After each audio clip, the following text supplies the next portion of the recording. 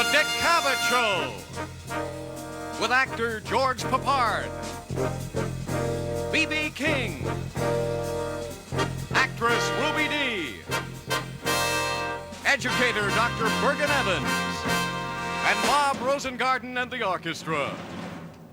Ladies and gentlemen, Dick Cavett. Ralph Gleason is a man who writes a great deal about music, and he once said about my next guest, in fact, I wrote it down here so I could read it. I've got to get glasses. He said about him, he is king of the blues, and no one ever held a title by firmer right, divine or otherwise. And I'm not going to argue with that. It's the inimitable B.B. King right here.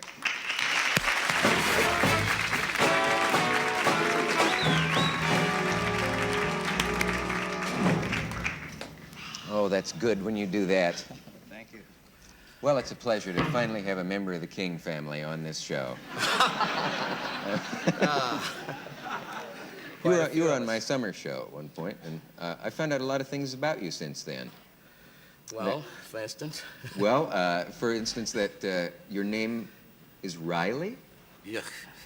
Is this true? Yes, Riley B. King.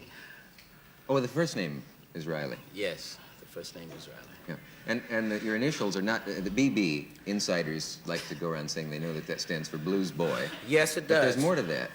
Yes, I used to be a disc jockey down in Memphis, Tennessee. Yeah. It's all right to mention the station. Yes, sure. WDIA. And they used to call me the boy from Beale Street, the Beale Street Blues Boy.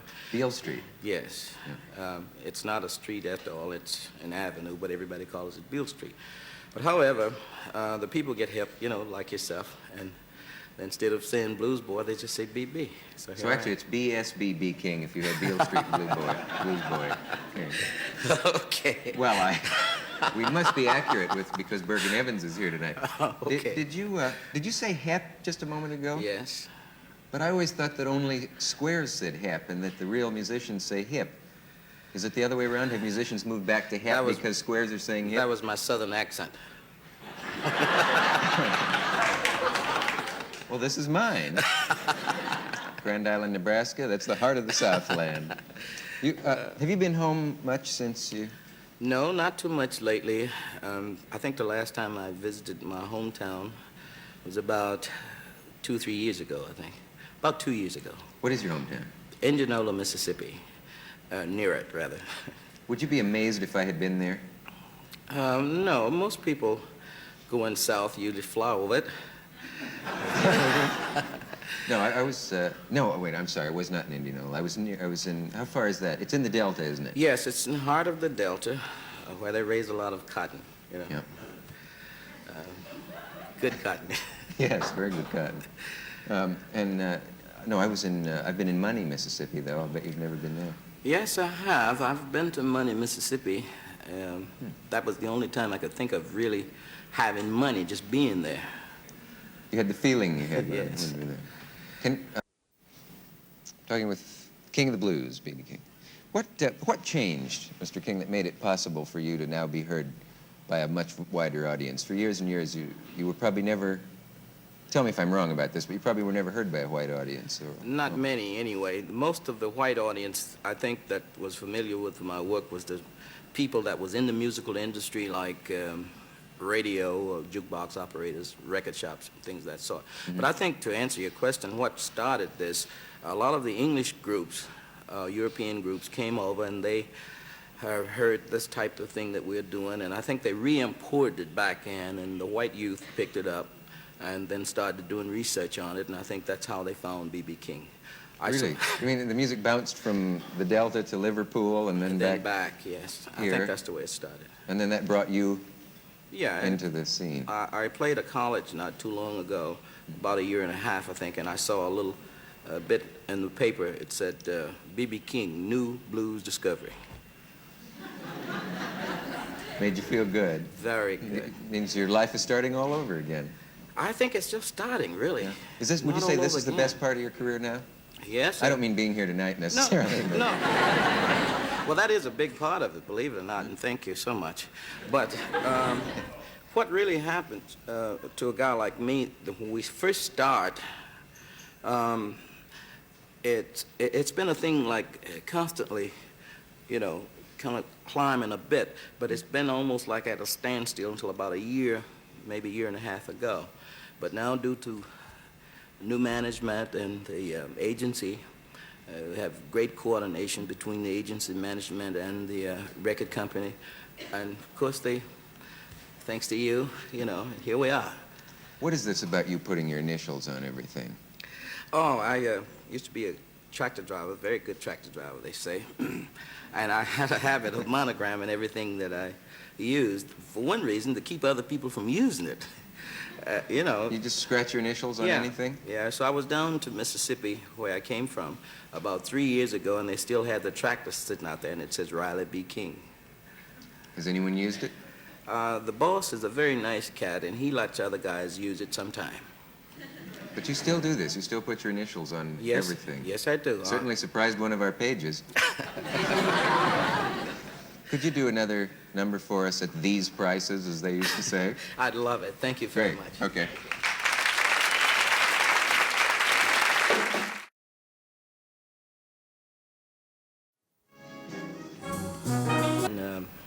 Dump out there and learning to fly the plane. Were you really flying it yourself, or was that a model plane? No, I was in the plane and flew around in it, but the pilot on that was Frank Tallman. He's done a lot of the stunt flying. I was thinking of, I fly myself, and I remember just the plane just getting over these high wires there. And I wondered if you were really flying it. Do you fly? I do now. I learned to fly for the Blue Max. I did some of the flying in that. You actually did it?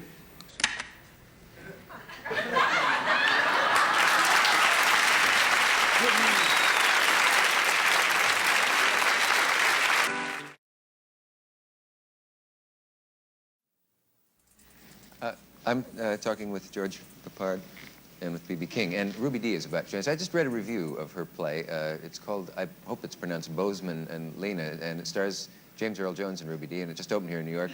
And the critic of the Times, which is the important one for the play Living or Dying, said it was one of the finest performances he'd ever seen. So you can look for this play. It's off Broadway with these two brilliant actors and others. Here is an extraordinarily talented actress, Ruby Dee.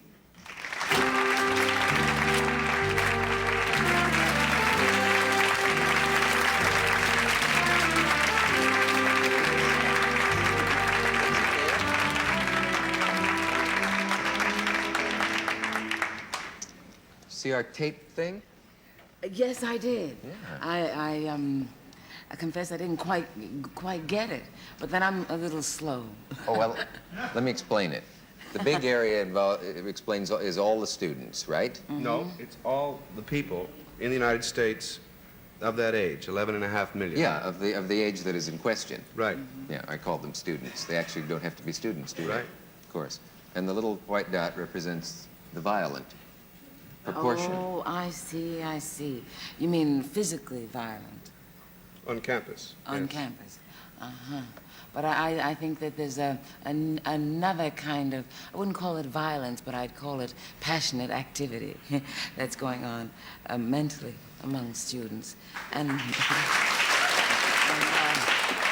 I look forward to that. We're in a shake-up period, wouldn't you say? Seem to be constantly in a shake-up period. Yes. But as William Buckley says, let me understand you. What... Did you say a kind of mental violence? Not mental violence, mental activity, passionate mental activity, meaning new things to want, I won't say things to want, new ideas to be brought into fruition, to make real, new ways to live. Yes. Yes. I think that's new great, ways yes. to measure our importance as people, other than the things we own. I think young people are about measuring the importance of human beings by the way we behave toward each other, by the way we think, by the way we live and that which we value. And we are in the process of, we will, I firmly believe, come to value each other much, much more. Okay.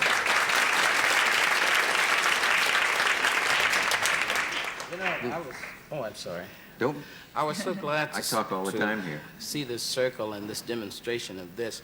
And I notice in my work, I work with a lot of young people. And I find, even though we read the news and we hear certain people mention so many things about the, some of the politicians mention about the roughness and tough young people, but I'm really, shall we say, with them, because the percentage of the people that really, well, are really destructive, I'm talking about to no end, the percentage is so small. So most of the young people that I find just want people to listen. They want them to care. I notice a lot of times when I'm talking to them, a lot of them, you know, it's a different from the time when I was a kid up to now, you know. So the kids, they know much more. They're much more aware of what's going on around them, and they really want truth. And a lot of the people, to me, haven't been honest with them. And so if a kid have to go and fight for his country and die for it, I think that they should be able to vote. Why shouldn't they be?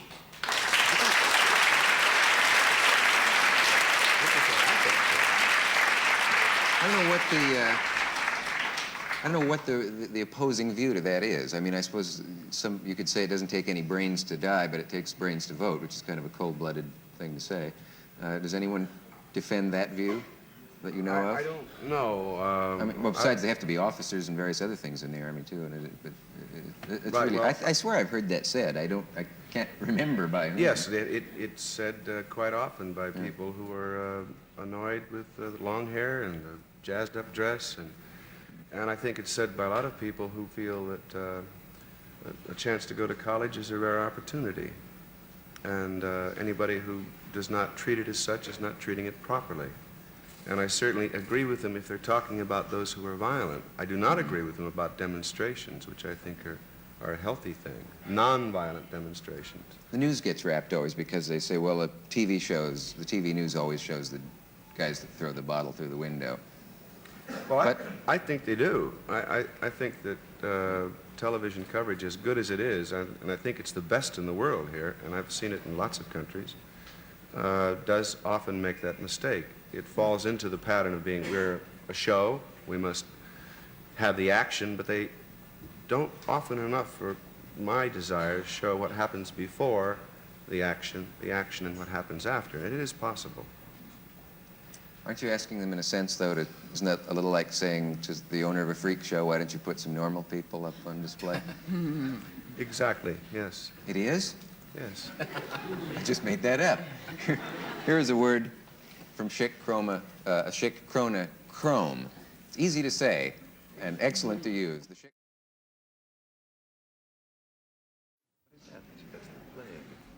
Miss D. Yes, sir. Or Mrs. Davis. Mrs. R.C. Davis. Of course, yes. You know, that's a prime importance, I've determined. It is? As well as Ruby Dee, you know, actress and so forth. Give your husband a little credit now and then, won't hurt him. This play that you're in now is a South African play, and it's about, I read in the review, Cape Coloreds, which is a phrase that's new to me. I don't know what that is. That's right. Sounds like something Superman would wear. Yes, these are people who were the products of the Dutch and the Hottentot tribe that was virtually wiped out.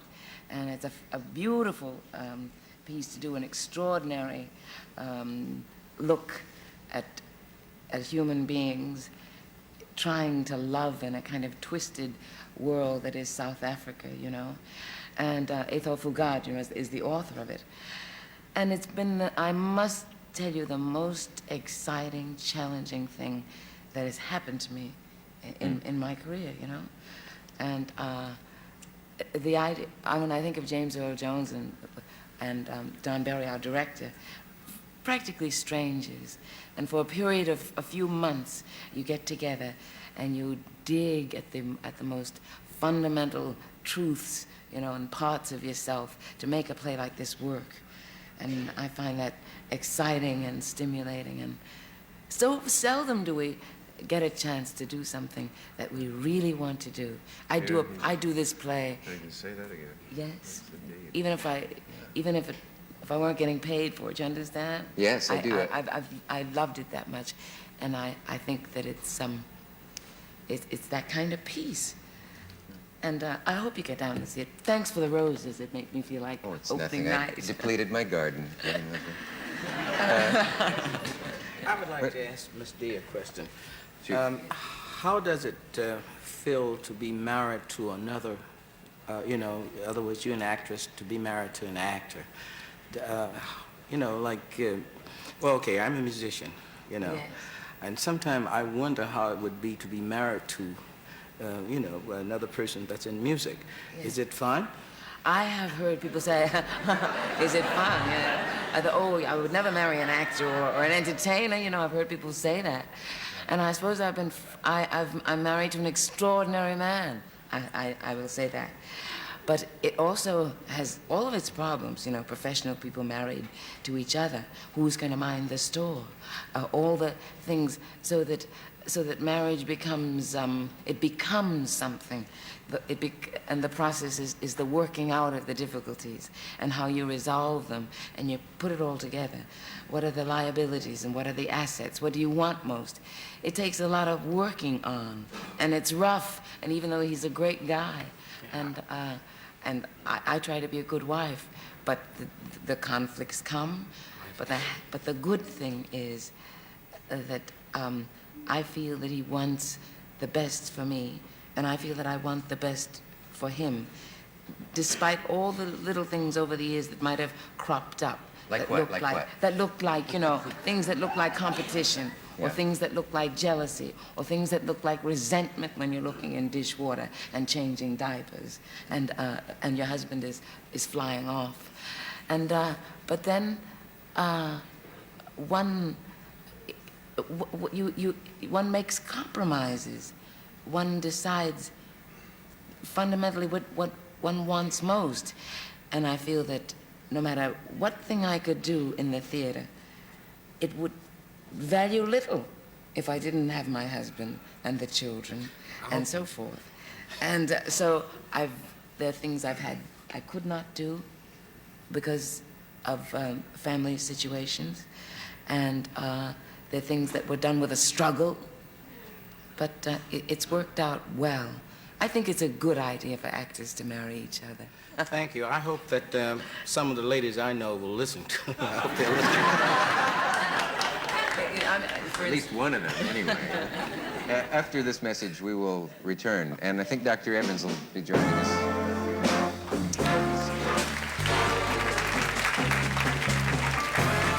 I just made up a medieval proverb. That sounded authentic. Is that real? I just made it up. You're very good at that. It's quite true. All the We'll same. return after this massage from our local station. Could I borrow that copy of Jessica Mitford's book? I've always wanted to read that. Delightful book. When shall I have this back? I'll have it on your desk Wednesday, and my paper will be in on Thursday. Thank you. We will see you the next time this show's on the air. What day is this? I have lost track. It's Friday. We'll see you Monday. Yes, and be here. Brett Foy speaking. Good night.